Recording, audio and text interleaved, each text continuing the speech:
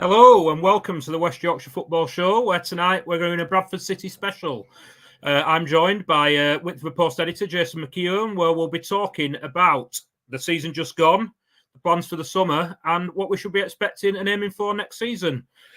Just before we get started, a little bit of admin. If you're watching on YouTube, please can I ask you to like or subscribe? And if you're watching or listening on Spotify, please can I ask you to leave us a review, because we're aiming to get listeners up on there. Also, a retweet on Twitter is we're always grateful for. Thank you very much. Jason, how are you? I'm all right. How are you? Yeah, not too bad, thank you. You enjoying the summer so far? Yeah, it's been good. I was just going to sit out in the garden tonight and enjoy the sunshine, and then you dragged me in to talk about Bradford City. So thanks for that, Gaz. Really Oh, appreciate it. sorry about that. I know we had a few sound issues before when you were outside. So we'll just talk about, it's been a couple of weeks now since the season finished and the return list and stuff was released. What are your thoughts looking back now you've had a chance to digest it and the season just gone? No, it was a weird one, wasn't it? Really. I mean, I think if you at the start of the season, if someone said to you, "We'll probably just miss out on the playoffs. Mark Hughes will lose his job at some point in the season," you'd have gone, "Yeah, that seems very predictable. That seems very likely." But the way it all happened was just a bit weird, really, wasn't it? And obviously, we had some really tough times, some quite dark days. It looked for most of the season that we were nowhere near it, and we were had no chance of promotion, and we all felt frustrated by that. And then right at the end, we just have this amazing run of form and almost make it in there. And it's kind of agonising as well, isn't it, a little bit? So that you can't help but right now just think about certain games and think, oh, if only that day if that had have happened, or if only this had have happened there. And just if we got our act together a little bit sooner, who knows what might have happened? Because I think the biggest surprise probably of the season to me was it was a really rubbish division. I thought it was going to be really tough this year. And apart from the top three who were clearly streets ahead, it was wide open and it was there for us. And the fact that Crawley Town had been promoted through the playoffs, and no disrespect to them, that just shows what we could have achieved, couldn't we? Really, as well. So yeah, it's frustrating. I mean, what do you think looking back? Yeah, similar, really. I keep looking back to like you said, the certain points in the season, the 4-game losing run in March, obviously really kicked us back and probably cost us the playoffs. And then you just look at the Crawley home game as well, when, we were 2-1 up with 10 minutes to go, lost 4-2, and that's your 6-point swing that gets you in the playoffs at the end of the day. So just really, really frustrating. Like you say, I thought that the division would be really tough the year just gone, and it didn't prove to be as tough as we thought it'd be. And next year, I'm looking at it thinking that it might not be quite as tough, and it could end up being the other way, where it's a really, really tough division, and teams that are fancied to do well miss out. I mean, Graham Alexander coming in when he did in November time, he's had good run, bad run, good run, bad run. What are your thoughts on him, Jess, so far? Are you happy with his performance, or are you sort of a bit sceptical as yet? I'm happy overall, to be honest. There was a period, wasn't there, where people were getting on his back a little bit, and there was question marks, and you did look at it and think, yeah, it just feels like a candidate. He'll lose his job next September. It just feels like we've been here before. But personally, I was never, even at that point, particularly against him. I thought, the way he speaks and the way he goes about things, I quite liked. I didn't like the style of football at times. I still don't, but I can see he's trying to build something there, and I think that with everything that happened and that managerial search, which was not great at times, did come across very impressively. I think we did end up with a decent candidate at the end of it, and I do think with Alexander, he's someone who can get us success. I like the way he talks. I like the way he operates. I like the way he has tried to play football towards the end of the season. And when we're good under Alexander, we've been pretty good to watch, and it's been good to see that he's got room for flair players. When we've been bad, it's been pretty awful. It's fair to say, and that's the worry as well, isn't it? But I do feel confident that with Alexander in charge, that especially with the people around him now, people like David Sharp coming in, I do feel like there's something there where we can be successful with him. So yeah, I am feeling pretty upbeat about where we've ended up. Really. How about you? What do you think? Yeah, I've been. I mean, to be honest, I've defended him at times when others have gone in on him from the start. I've been a fan. I like the way he talks. I think he's got a good pedigree at the level. I think that the problem's been like there seems to be no in between with him. We're either really good or we're really bad, and that's a problem for any team. But in League Two, there's so many teams that seem to be able to make the playoffs, that any team that finds that little bit of consistency is the one that sneaks in at the end of the day. And we've got to be that team that finds consistency next season. I think that I was really impressed with the run towards the end of the season, like you said. Now, I know the pressure was off, and sometimes when the pressure's off, it's a little bit like, are they really going to be able to do this on a cold Tuesday night in January when we need to win against the top 6 side?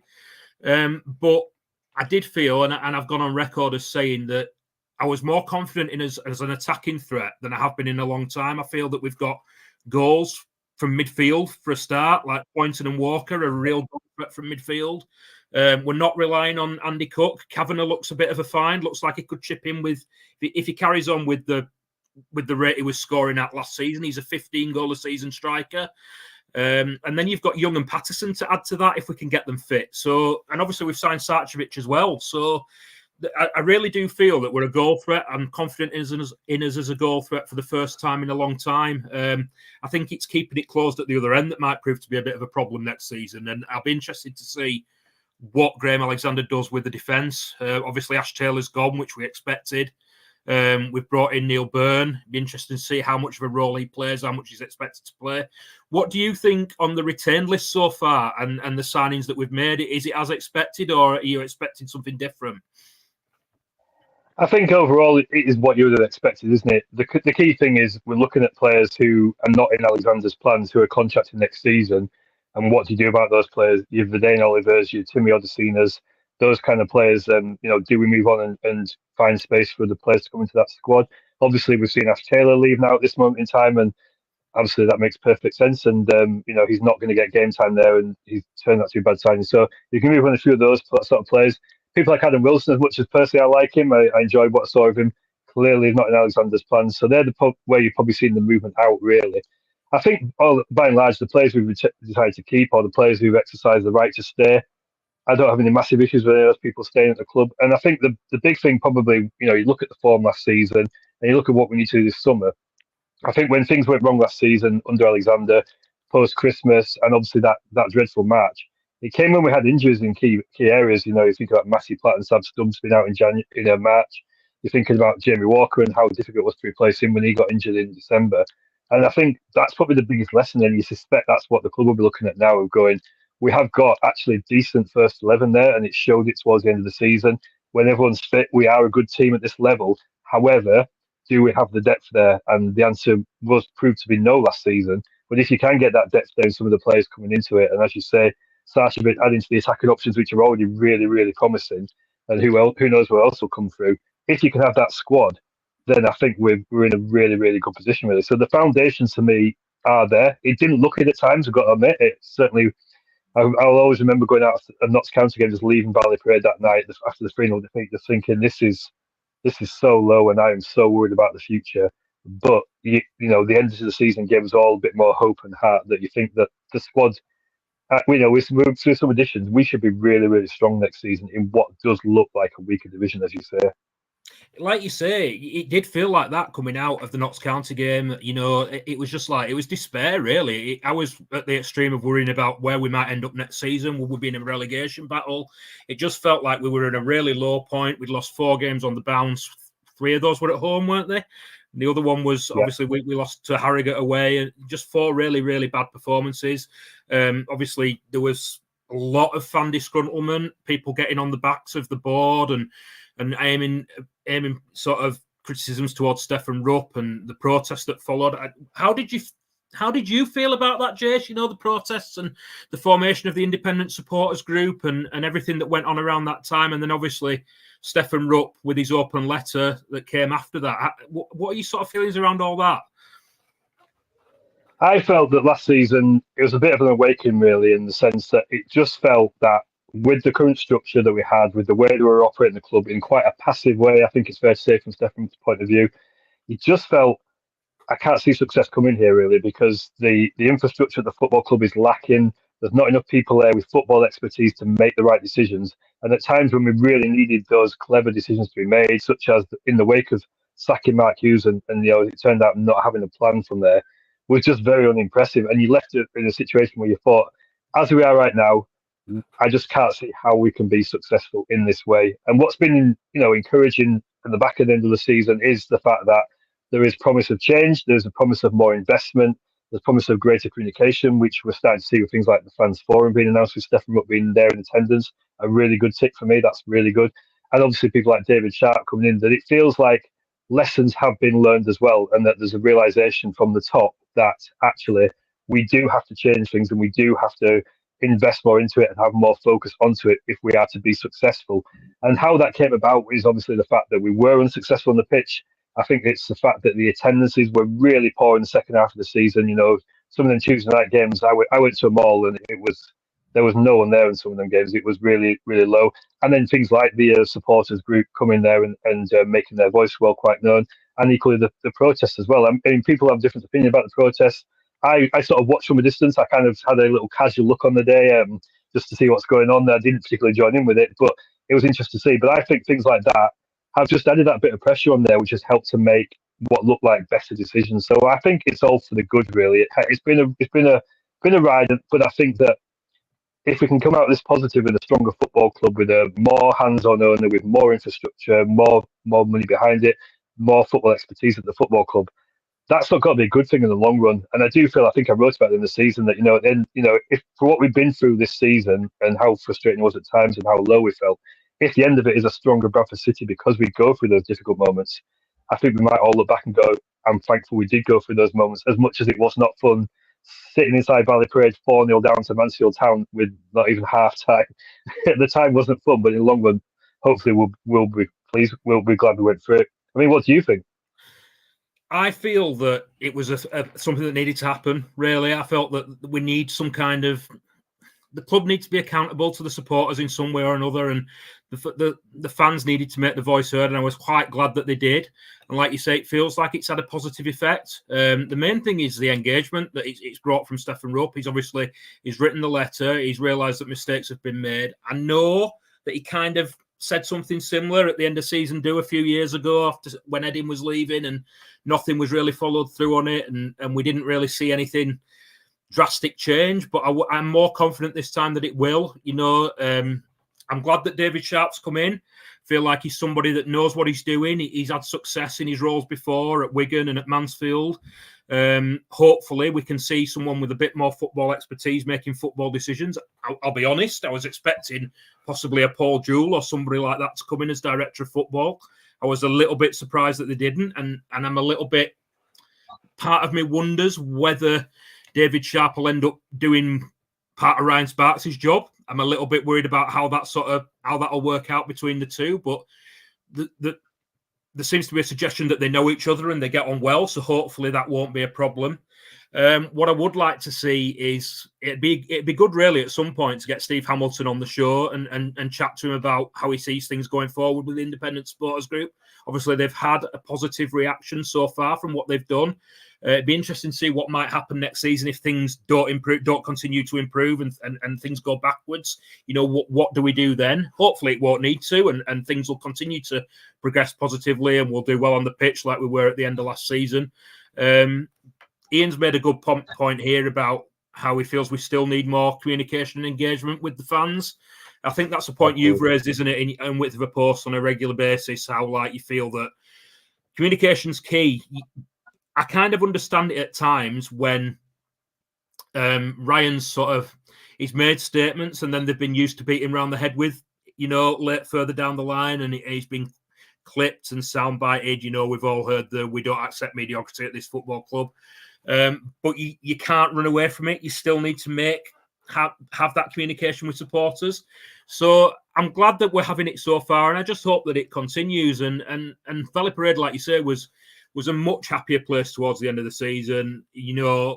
Results always are a big part of that. People don't criticise when things are going well on the pitch. Everyone forgets about everything else. So the main thing is getting things right on the pitch. But those empty seats at the Notts County game and the Mansfield game were a harrowing thought about what could come if things go wrong.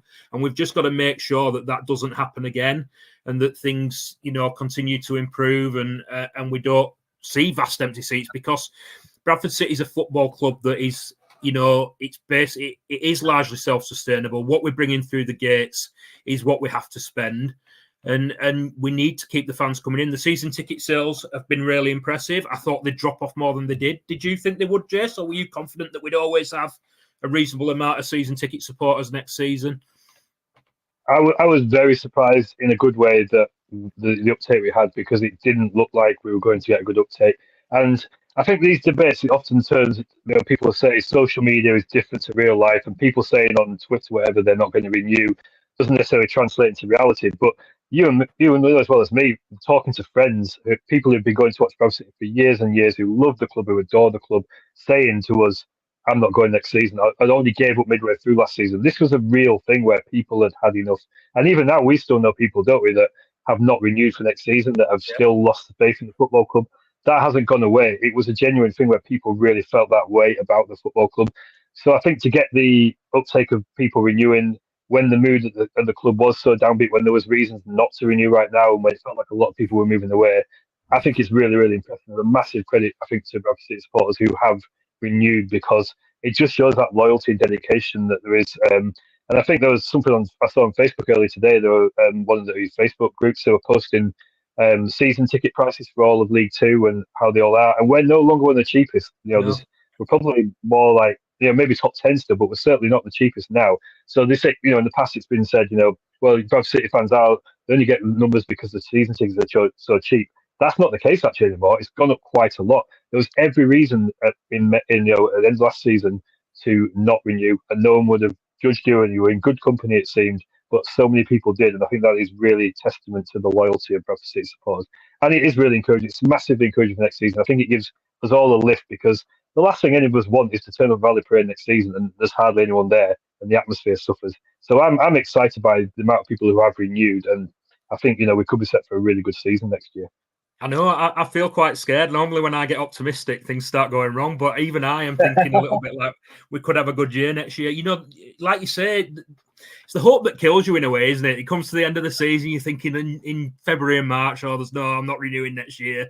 And I was saying to my dad and the friends that I go to the game, we were saying like the best part of coming to City is going to the pub and seeing you guys before the game. I don't really enjoy it in Valley Parade, but you still get to the end of the season and season ticket prices come out and you think, well, maybe next year will be our year. And the little run at the end of the season really helps with that, I think. And the fact that prices have gone up as well, doesn't seem to have turned people away. I know the club posed the question to supporters earlier in the year, would you be willing to pay a bit extra? And people were, but hopefully the fact that the prices have gone up by, I think they've gone up by about 25%, haven't they, from 200 quid to 250 quid. That's more money in the coffers for next season. And if that can be supported by Stefan Rupp, as he seems to be hinting that he might do in his statement, then we could have a decent transfer budget, get the players in that we want. I think that you made a good point earlier, and it's something that I've said as well. I think that a big thing is going to be getting the players out who are still under contract who we don't want. Obviously, we said Ash Taylor's gone. You mentioned Verdane Oliver, Timmy Odesina, even Adam Wilson. I know Adam Wilson's one of those. When he's come on, he's not let anybody down. He's looked like he perfectly at home in League Two, but he does look like he'll be down the pecking order. And if Graham Alexander's going to be playing 3-5-2, it's difficult to see where he might fit in unless we sort of rebrand him as a wing back. We need some cover for Brad, don't we? Maybe he could be seen as some cover for Brad there, but yeah, maybe he'll go. Kevin McDonald's another one. Kevin McDonald was brilliant for us as a caretaker manager. When he's played, again, he's not let anybody down, but he struggles to play 2 games in a week. He's not somebody who's going to be able to play Saturday, Tuesday. I think he's admitted that, and Graham Alexander's admitted that. It'll be interesting to see whether he moves on or whether he goes into a player coach role that Matty Derbyshire had, towards the end of last season. I feel that we need some cover for Richie Smallwood in there. Obviously, Richie Smallwood's someone who rarely splits opinion amongst the fan base. He gets a lot of criticism. I think we saw the best of him towards the end of last season. In a midfield 3, he had Bobby and Jamie who sort of did the running for him, and he was allowed to sort of do what he does best and break up the play and lead us from that sort of angle. I know Graham Alexander speaks very highly of him, and I wasn't surprised to see him stay. I believe that he activated a clause in his contract whereby he played so many games that he automatically stayed for next season. But I thought that Graham Alexander would have kept him anyway. I think that he's somebody that, like I say, if we can get the best out of him, he's a top player in League Two. But I'd be concerned that we don't have any cover for him at the moment. I'd be worried about who'd play that 6 role if he doesn't if he's injured or suspended. I think there was a period last season where he's suspended and we had to put Sam Stubbs in there as the number 6, which, it's not something you really want to be doing, especially if you're looking to move up, towards the top of the league. Maybe Alex Gilliard could play that role. I don't know. Where do you see signings coming this summer, Jace? Where would you like to see us strengthen? I think defence is probably one way you look at and think, have we got enough there? I was a bit worried, to be honest, reading that Matty Platt's future's in doubt, that will he stay on? I think when the Simon Parker and the TNA is saying things like that, it definitely doesn't bode well, does it? And that's a worry to me, because I thought Matty Platt was really good last season and we really missed him when he was injured. I think he's been a great signing for his last couple of seasons. Really liked him a lot, and it'd be a real shame for us to lose him. That's a worry there. That right side of the defence, obviously we had Daniel Oyegoke who came in, and fair play to him, he did really well. I wasn't sure at all at first. It seemed quite a strange one that we kept keep going with him when he wasn't playing particularly well, and when he had John Tompkinson available. But he ended the season really well. So maybe if you bring some like him in, that'd be quite good. Left wing back is a big question mark, I think, as well. Lewis Richards looks a decent player, but he's got limitations, I think, going forwards. And I think that what we saw towards the end of the season when we had Tariq Wright playing as left wing back, a much more balanced team and much better delivery from out wide made a big difference. And you're looking at that thinking, can you do a little bit better? You can maybe play Gilliard there, but potentially Tariq Wright obviously may return, but that's something there to have a look at. Up front, the big question is always cover for Andy Cook. When he's not available, what do we do? When he needs a breather, what do we do? We saw how well he was managed in Mark Hughes' first full season, when we reached the playoffs, when we had Verdane Oliver to help ease that workload and play Cook for 70 minutes, bring Oliver on, and it worked so well. And Cook was prolific last season. Oliver wasn't really around; he was injured or he was out on loan, and Cook played pretty much all the time, every 90 minutes, and struggled a little bit with that, albeit still got 19 goals, which is a fantastic achievement. And you need that support. He's not getting any younger. And then, as you say, probably in that midfield option, a bit more help for cover, a bit more help for Smallwood. I think it'd be interesting with Sarcevic, because the suggestion is that he played a deeper role at Stockport towards the end, rather than being that attacking midfielder. And is he seen as someone who can help Richie Smallwood in that role? Can he play in that role as he gets a little bit older as well? And that might be where he's seen there. But I think, as I was saying, going back to the point before, I think for me, it's about having depth. I do think we've got a good first 11, probably got 14 or so players that are on their day, excellent players at this level who can do really well. But we all know injuries happen. We all know loss of form happens, suspensions, etc. Do we have that real depth in there? And if we can get that depth to support all of these, then I think we're in a really good position. So I am quite optimistic. Is that a view you would share? Yeah, definitely. It's frightening, isn't it? Like I said before, when you get optimistic. Yeah, I mean, Steve Downs, our Huddersfield Town correspondent, made a good point on similar to what you've just made about the on the round table last night about whether we might play Sarcevic a little bit deeper.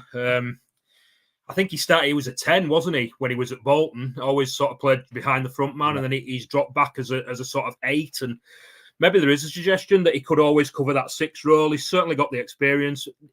For me, to have him as the first signing of the season was the summer, was a real positive. You just look at his record. I mean, when we signed Ho Pakpan, everyone was saying, he's come from a higher division, but he had a history of relegation. It was a history of someone who got relegated with the clubs. The mentality thing's huge for me. Sarcevic, 7 promotions, 5 out of League Two. He's a winner. He knows how to be there. He knows how to go and do it. I also liked the idea that he's somebody. I mean, Graham Alexander spoke last season about having voices in the dressing room and voices on the pitch. He's another one of those who'll be very vocal. I think that we need people like that who, when the chips are down and things are going against you, they rally the troops to get everybody pulling in the same direction. They know what it takes to be a success at this level. I think that was a real positive for the start of the season. I don't know how truthful it is, but I saw that we've been linked with Ryan Crosdale from Stockport as well.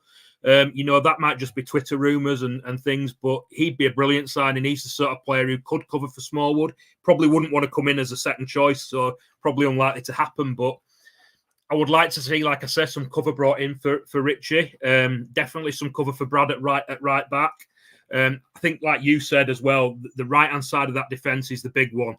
And left wing back as well. Graham Alexander spoke about trying to get Oyegoki and Tyreek right back for the start of next season. Whether that would be the right thing to do, I'm not 100% sure. But they both have done it in a City shirt before. Whether they could do it over the course of the whole season, I don't know. I agree with what you said. I think Oyegoki looked a totally different player when he was played on the right side of defence to what he did when he was played at right wing back. Maybe that'll be his position going forward. We definitely need somebody with pace in that back line because Stubbs, Platt, I presume Neil Byrne aren't going to be the quickest. Kieran Kelly's probably all right pace-wise, but again, is not lightning fast. There were a couple of games last season when Tompkinson played. I think Stockport at home was a big one. He came round and covered quite a lot, used his pace to get behind and cover when the ball was played in behind the other defenders. And we definitely need somebody with pace in that back line. Like you, I'm a fan of Matty Platt, and I'd like to see him stay. I think that maybe signing Neil Byrne might be a worrying indication that Platt might not be sticking around. I would like to think that you'd only really play Byrne, Platt or Stubbs in the centre of the back three. I'd be worried that none of those have the pace to play on the left or on the right of the back three. So it'd be interesting to see who comes into play on the right side of that back three. And like I say, I mean, Timmy Ozasina came with a great reputation, and I'm kind of sad that it's not worked out for him. I would have liked to have thought that, he'd have a future at Bradford City. He's very quick. Could he be used as cover for Kieran Kelly? Maybe that's a long shot. Maybe his future is now elsewhere, but he's somebody that you could perhaps see, if he impresses in pre-season, could he be somebody that could be kept on as cover for Kieran Kelly on the left-hand side? Left wing back, like you say, is a big one. We really struggled last season. I think Lewis Richards is somebody who definitely has a role in the squad. Whether it's as a starter every game, I don't know. Definitely as a backup left wing back, 100%.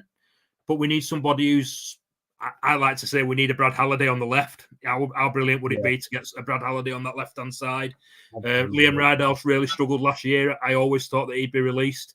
Again, Ian's made a point here. It was a strange one for me when Wadsworth was released because he was brought back from Farsley, having done really, really well at Farsley, brought back, hyped up a little bit on the bench a couple of times.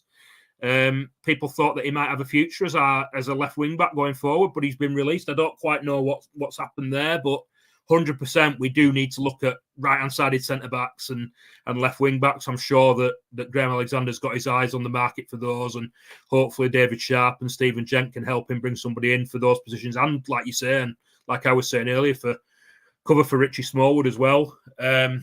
Regarding the strikers, it's an interesting one because I've always said that Bradford City really struggle without a target man, without a big lad up front. Last season was the first time when I felt that we played a couple of times and we did well without Andy Cook. We had Tyler Smith and Kavanagh up there at times, and they did really, really well. And it was in, I think Wickham was one in the, in the Johnson's Paint Trophy. What is it? The Papa John's Trophy it's called now. And we were really unlucky to lose that game. We thoroughly deserved to be going to Wembley, really, and fighting out in the final. And that was a game that we played without Andy Cook. But you do want to have that target man. And if Verdane Oliver's going to be moving on, it'd be interesting to see where we'd look at for somebody to cover for Cook. Obviously, Charlie White's been a bit of a tease on Twitter, hasn't he, this weekend? He's away with the Bradford lads on Alex Gilead's stag do. He'd be a dream signing, but he isn't someone who's going to want to play second fiddle to Andy Cook, is he? I've heard people linking us with Harry Smith from Sutton, who's been released. He's another big lad, scored a few goals for a team that were relegated. Would he come up north and act as your cover for Andy Cook? But yeah, they'd be the four for me. You cover for Cook, you cover for Smallwood, you cover for Halliday. Sorry, the five. No, four. Cover for Smallwood, cover for Halliday, cover for Cook. And obviously you're starting left wing back. Big signings that were needed. Looking towards next season. So looking towards next season, Jace, where do you think we should be aiming? Are we a team that should be looking at the playoffs, or can we look higher and look for automatics? I think when you look at that division next season, and we talk about, as we've already said about the extra investment that we're Bradford City putting into the playing squad and the infrastructure improvements we're making, we've got to be going for promotion. And for me, that's got to be going for the top three, without a doubt. I think you look at who's really that competition right now? Obviously, we all know every year teams emerge from nowhere and do really, really well, and you don't write anyone else at this stage. But it's a much weaker division. There's no question about it. We've lost some big hitters who've gone up into League One, who are big financial hitters who are now no longer there as our rivals. Obviously, look at MK Dons, and they will be up there again. They had a really good season, but again, in the playoffs, they completely fell apart. They were absolutely awful in the playoffs. I watched their games against Crawley. So that suggested some fragility there, and they were quite poor on occasions. We saw at Valley Parade, they collapsed when they came to our place. Players off the park for half an hour, then in no time all the 4-0 down to us, and that just shows us something there with them. Carlisle will be good, I think, because they've got some investment there. They tried to have a bit of a go in January to try and save themselves. It was too little, too late in that sense, but you would expect them to come down and spend some money and probably be among the favourites to go up. Chesterfield are obviously going to be a force as well, coming up from the National League and got that behind them, that momentum. And we've seen plenty of teams who have gone up through the divisions very quickly. So, you wouldn't write them off, albeit I don't think they're the same level as a Stockport or a Wrexham have been as well. But other than that, there's not really anything too much to worry. Yeah, Doncaster had a really good second half of the season, clearly got a really good manager there. But again, in the playoffs, we're incredibly poor in that second leg. And Crew, not great either. And I thought they were quite poor at Wembley. So it just feels wide open, doesn't it? And I don't want you to kick me off this chat or mute me because I'm getting too carried away with this guy. So just follow me. But one thing that reminds me of right now is going back to the 98-99 season. Like I say, don't kick me off just yet. Hear me out. And our dream that season, exactly, yeah. Also, we got promoted to the Premier League, and one of the stories about that whole time that we talk about a lot is that basically Jeff Richmond had that vision to say, look at it and go, this is a weak division actually. Yeah. The teams at the time, they just lost Forest, Middlesbrough gone to the Premier League, Sunderland was still there, but that was it really. The teams coming down had financial problems, and he invested lots in there in a really good squad, and we got promoted. And the reality was, if we hadn't got promoted that season, if we'd have lost out to Ipswich and lost in the playoffs, the division was much tougher the year after. Probably wouldn't have done it the year after, and certainly wouldn't have done it the year before that. So the timing was absolutely spot on. And you do look at League Two and where it is next season and the strength of it compared to last season, and you do think, if we really get our act together, if we really recruit well, if we do spend that extra bit of money, then we absolutely have to be up there targeting for the top three. And it's very easy right now. We'll all do it. We'll all get completely carried away this summer. It's what we do. We're football fans. We're suckers. We've been here before. We do not learn our lessons. We will get carried away, and we will be chancing the opening day of the season, 100 points, Graham Alexander. It's what we do. But right now, I'm just not seeing anything really to why we shouldn't be dreaming big like that, because we absolutely should be. And I do feel that if we don't get promoted next season, God, something's really wrong, isn't it? I mean, what do you think? Am I just being silly? No, like I say, it's frightening me because I'm optimistic, and normally I'm quite negative and quite pessimistic. And when I do get optimistic, it all sort of goes the other way, and it all goes badly wrong. So I'm a little bit worried, but as well, because like I say, in March time, I was worrying about where we'd be at the other end of the table next season, and everything looked so bleak. The seats were empty. I didn't see us turning around the form. I was looking at next season thinking we could be really struggling in relegation next season. And it's all turned around in that last sort of 6 weeks at the end of the season. And I totally agree with you with the teams that you mentioned. I was a little bit disappointed that Doncaster or MK Dons didn't get promoted, because I think they'll both be strong next year. I couldn't see Crawley or Crew going up, but both of them won the semis fair and square. I think Crawley are a fine example about how it can all change round over one summer. Look at where they were a year ago, and everyone thought that they were going to go down, and if they didn't go down, they would have gone down this season, just gone. And look at them, and Scott Lindsay's done so well there and turned them around completely and taken them up. So, you can't predict what's going to happen, but I think MK Dons will be up there, Doncaster will be up there, probably Chesterfield, like you say. Notts County are a funny one because they're another team that have got well backed, but they've really struggled since the manager left and went to Swansea. The new guy hasn't really hit it off yet. It'll be interesting to see if they can turn it round and have a good year next year. But there's absolutely nothing to suggest that we can't be up there pushing for top three next year if we get the recruitment right. It's such a big thing, is recruitment. We've struggled with it big time in the past. Now's the time to get it right. And I think, like you say, drawing parallels to what Richmond did in 98-99 and identifying it as a weak league and maybe pushing that boat out just a little bit to see if we can get the bigger targets and get us over the line. I think that yeah, I think there's a real chance for us next season if we can get recruitment right. But that frightens me. Listen to us, Jace, getting carried away. Going to regret this out in 6 months' time when we're struggling in the bottom half of the league, and we'll look back on this video and go, "What were we thinking?" But we can dream right now, can't we? And I think, like you say, going back to Sashovic, what a statement sign that is. That does set the tone, doesn't it? And I think that's the sort of sign that also makes other players think, "Crikey, I'd quite like to go to Bradford City," because he's a very well, highly rated player, and it's the sort of sign that shows you mean business. And again, not to get carried away too much, but you think about 98, 99, the first signing we made that summer was Stuart McCall. It's obviously totally different level, but again, it was that kind of real statement of this is what we're about, this is our ambition, and that was backed up with the rest of the recruitment. And if we do that again this summer with the signings that hopefully will follow, and not everyone's going to be a spectacular signing, and not everyone was in 98, 99, but on paper, then I think it just bodes really well, doesn't it? I just think there's so much quality in that team right now. It's just adding to it, really, isn't it? And everything there is for us to hopefully be successful. Yeah, I 100% agree. Just hope, like I said, we don't get to November and it's all gone toxic again and Graham Alexander's been sacked and the seats are empty and we're all saying, what are we doing? But fingers crossed we're right. And for once, we're due an automatic promotion. We've only had one in my lifetime. No, two in my lifetime, but I was only two in 1985. So, the only one I've managed to experience automatic-wise was 98, 99, and we must be due one. So fingers crossed we can finally get one and have a really good season next season. Thanks for joining us, Jason. It's been a pleasure as always. Please like and subscribe, everybody, to the YouTube channel. Give us a review on Spotify, and also go and read Jason's website if you don't already, because it's absolutely fantastic. I appear there myself sometimes, but Jason does a fantastic job. I know he's taking a break for the summer at the moment, but you'll be back, won't you, Jace? Absolutely, yeah. Well, I'll be back soon. Just having a breather in the garden, as I say. Yeah.